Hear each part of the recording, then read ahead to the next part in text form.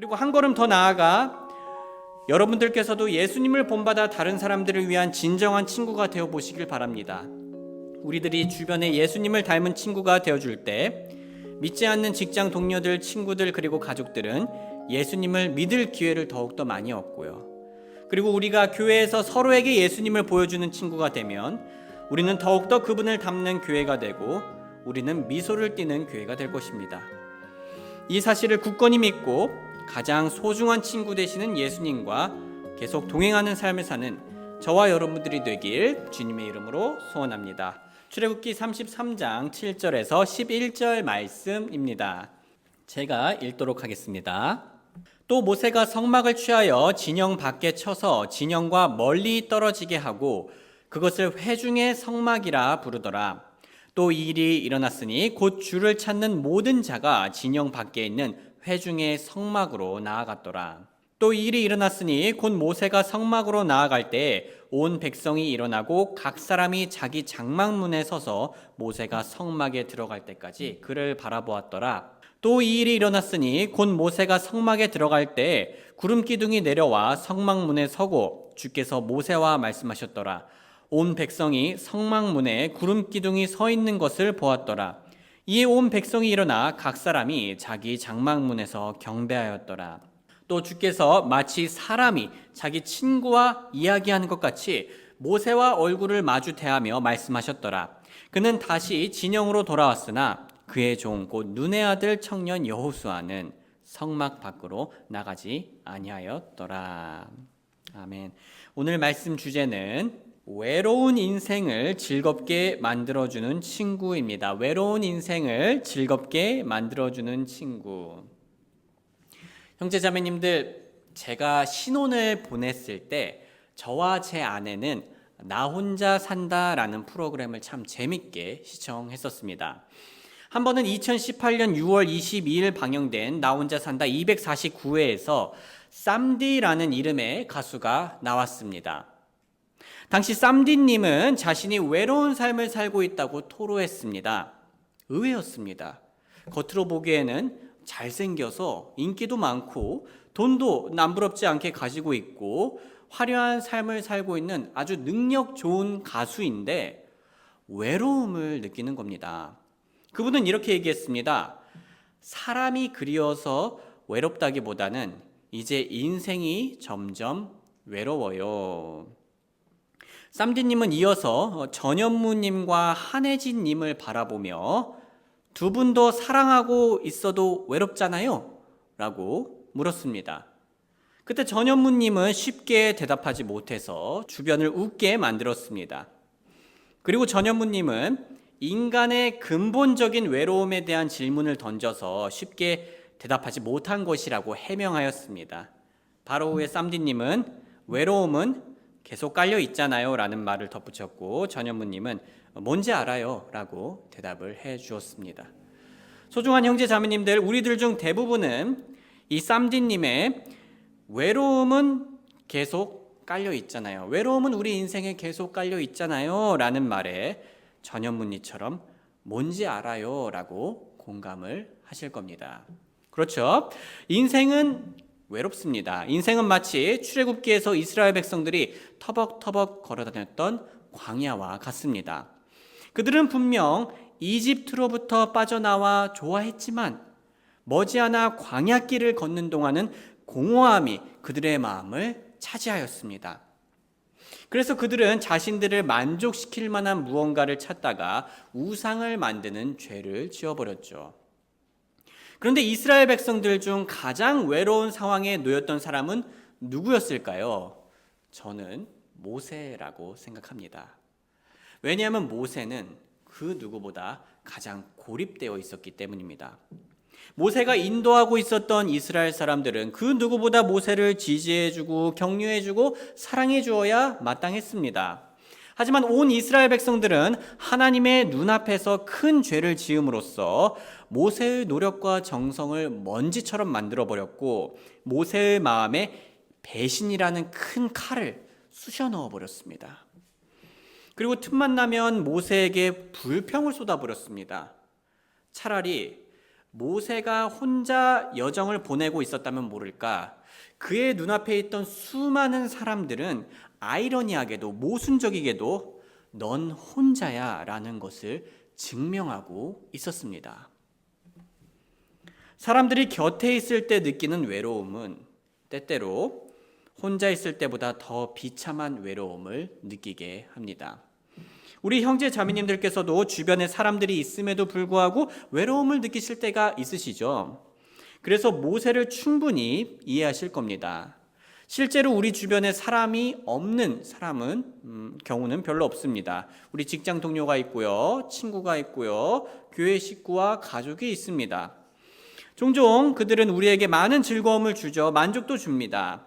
하지만 그들과 가장 깊은 대화를 나눌 수는 없습니다. 우리는 우리 자신을 있는 그대로 보일 수가 없습니다. 또한 결국 주변 사람들에게는 사람의 한계가 있어서 우리의 외로움을 온전히 채워줄 수 없습니다.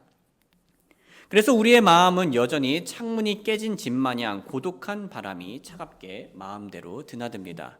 성도님들, 우리가 평생 이런 상태로 살면 우리 인생이 너무 비참하지 않겠습니까?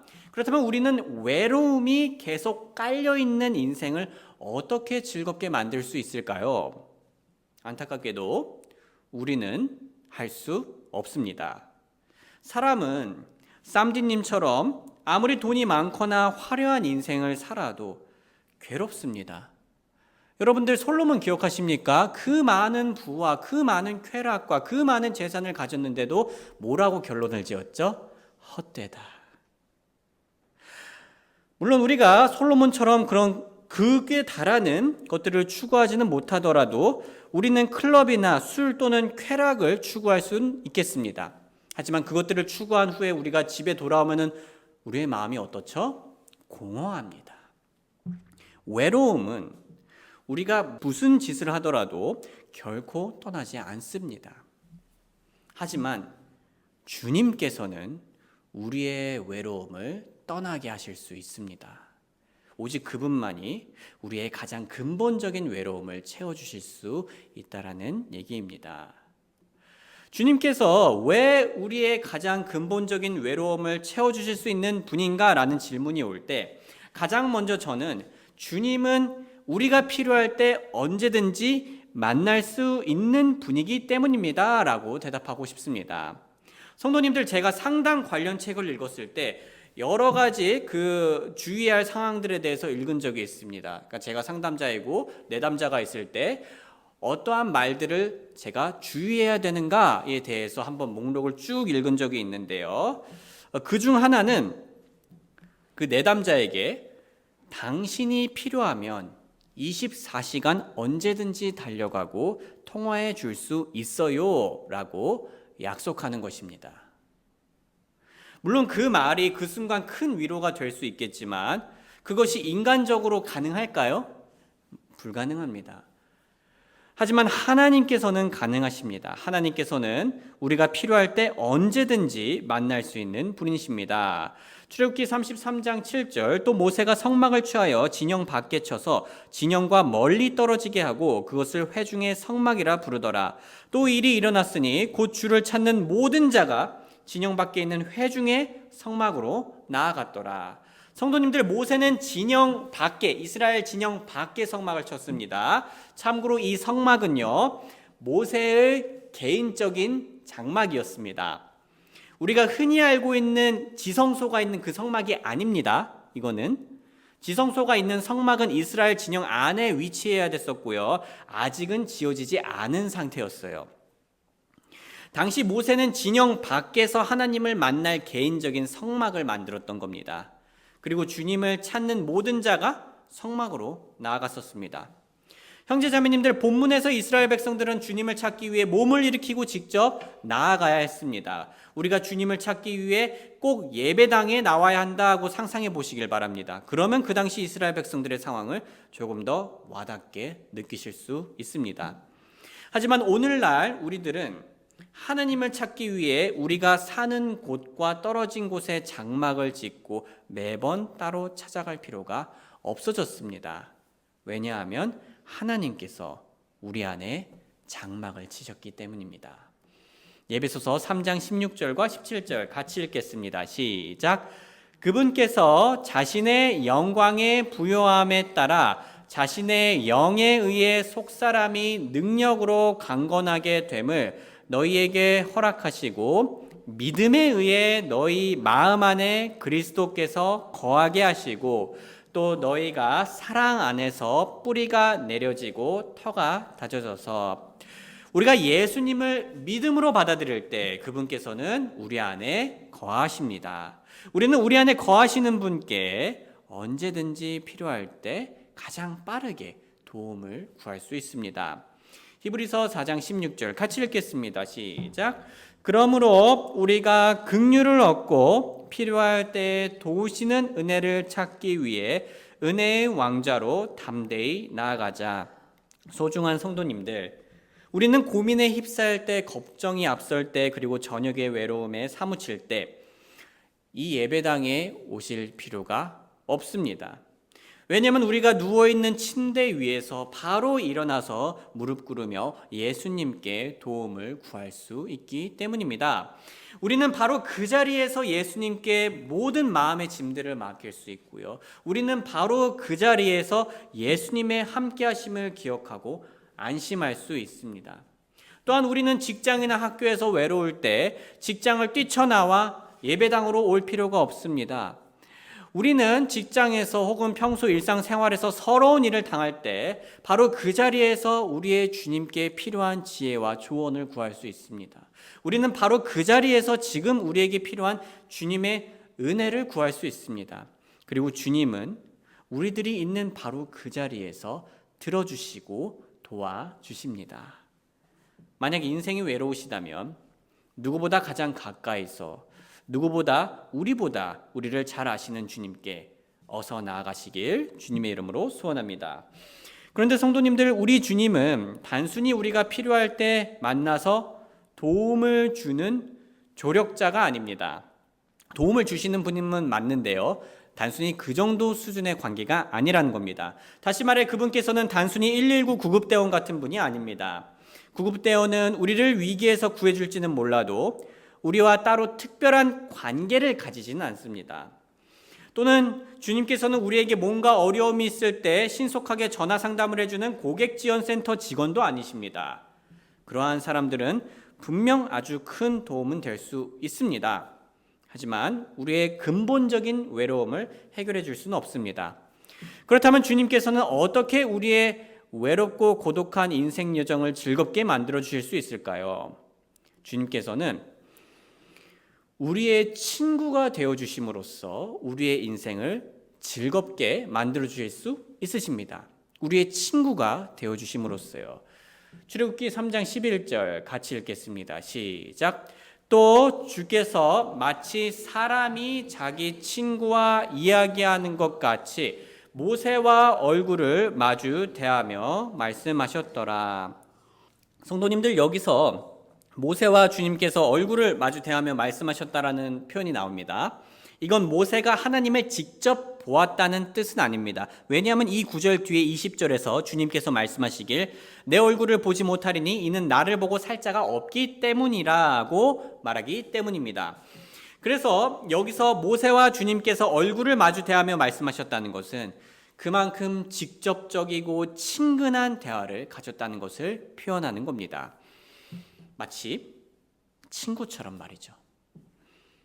형제자매님들, 저에게는 친구가 그렇게 많지는 않은데요, 성격상 많이 사귀지는 않습니다. 좀 적게 깊게 사귀려는 편입니다.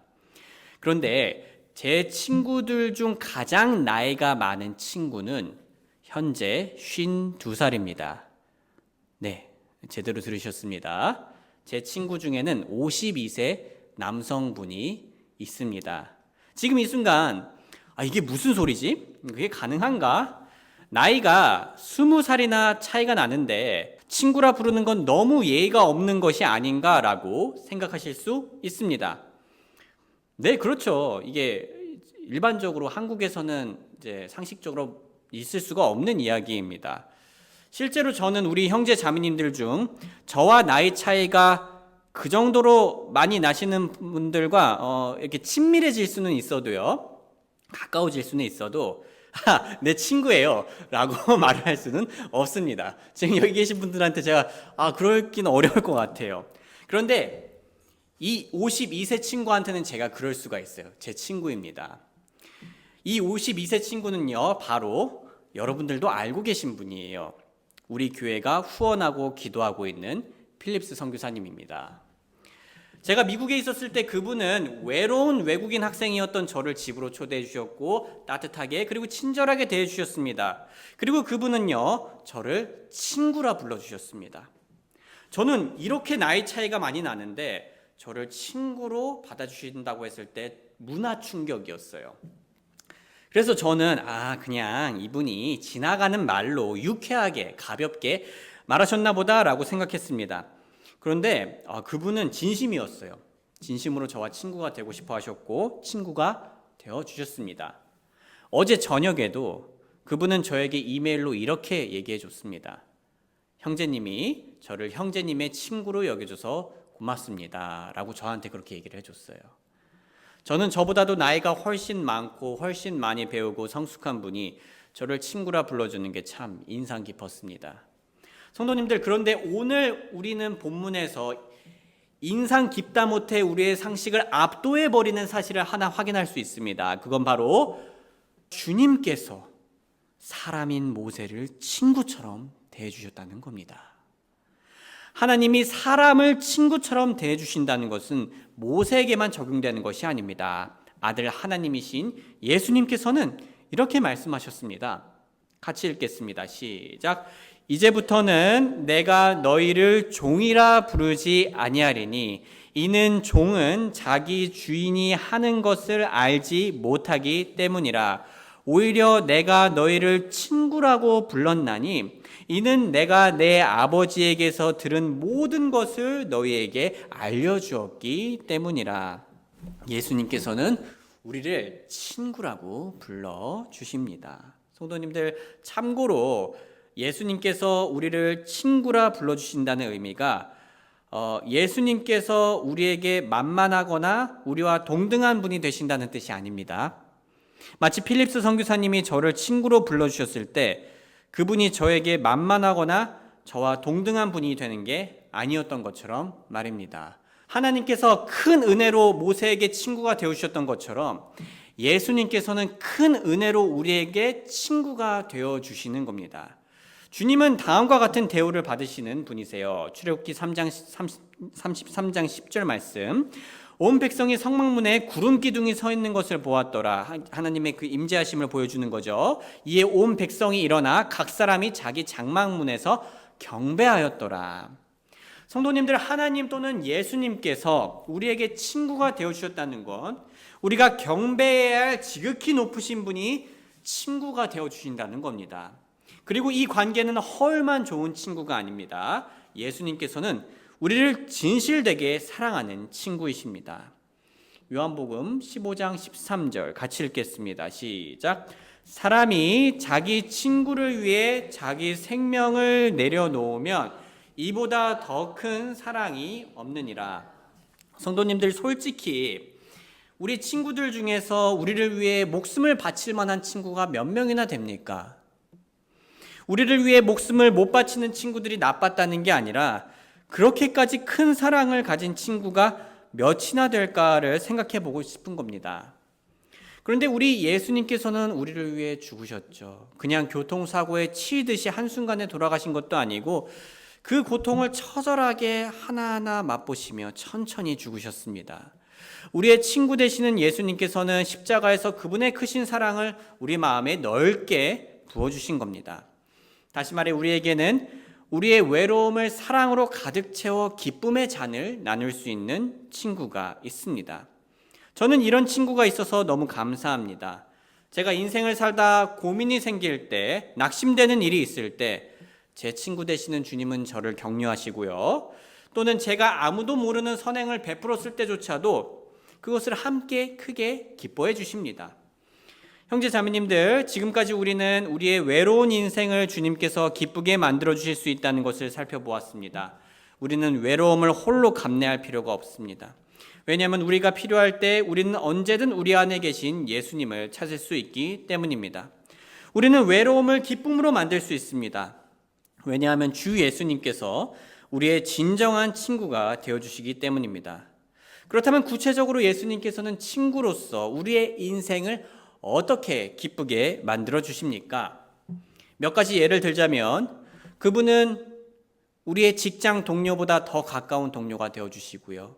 옳은 일을 한 우리를 칭찬하시며 보상이 기다리고 있다고 격려하시고 가치 있는 인내와 승리를 얻을 때 함께 크게 기뻐해 주시고 나의 부족함을 볼 때 떠나지 않고 오히려 응원해 주시고 용서와 은혜와 사랑을 넘치게 주시며 다가올 부활의 소망이 되어 주십니다. 그분은 말씀으로 성경 말씀으로 말씀하실 때 친구처럼 따뜻하게 때로는 단호하게 말씀해 주십니다. 그분은 기도를 들으실 때 친구처럼 다정하게 들어주십니다. 그분은 우리가 가지는 외로움의 갈증과 굶주림을 언제든 해소시켜주는 생명수와 생명의 빵이 되어주시고 단순히 허기만 채워주시는 것이 아니라 포만감을 주시며 정 많고 인심을 후하게 베풀어 주십니다. 사랑하는 형제 자매님들, 직장에서 그리스도인으로 지내는 것이 외로우십니까? 친구나 가족도 여러분의 마음을 알아주는 사람이 없어서 외로우십니까? 취업 준비나 결혼 준비가 막막하여 외로우십니까? 인생길이 그저 광야에서 걷는 것만 같습니까? 그렇다면 속히 예수님께 나아가시길 바랍니다. 그곳에서 우리가 경배하기에 마땅한 주님이 계시고 그 주님은 우리를 친구라 불러주시며 우리의 외로움을 기쁨으로 올려주실 겁니다. 그리고 한 걸음 더 나아가 여러분들께서도 예수님을 본받아 다른 사람들을 위한 진정한 친구가 되어 보시길 바랍니다. 우리들이 주변에 예수님을 닮은 친구가 되어줄 때 믿지 않는 직장 동료들, 친구들 그리고 가족들은 예수님을 믿을 기회를 더욱더 많이 얻고요. 그리고 우리가 교회에서 서로에게 예수님을 보여주는 친구가 되면 우리는 더욱더 그분을 닮는 교회가 되고 우리는 미소를 띠는 교회가 될 것입니다. 이 사실을 굳건히 믿고 가장 소중한 친구 되시는 예수님과 계속 동행하는 삶을 사는 저와 여러분들이 되길 주님의 이름으로 소원합니다.